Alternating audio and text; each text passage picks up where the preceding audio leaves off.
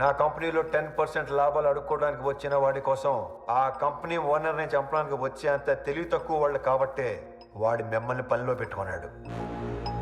ఏ మాత్రం తెలివి ఉన్నవాడైనా 100 రూపాయలు సంపాదించే వాడి వైపు ఉంటారా, అందులో 10 రూపాయలు అడుక్కోవడానికి వచ్చిన వాడి వైపు ఉంటారా? అండ్ ఆఫ్ కోర్స్ మిమ్మల్ని పోషిస్తాడు కాబట్టి. అది ఎప్పటి వరకు?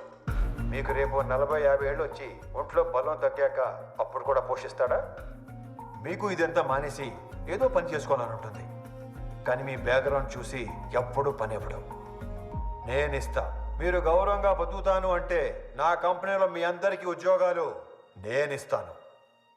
రోజు 8 గంటలే పని. వాడిలా ఎప్పుడు పడితే అప్పుడు పిలవను. ఇలాంటి వాటికి అస్సలు పిలవను. 60 ఏళ్ళ దాకా పని, దాటాక పెన్షన్.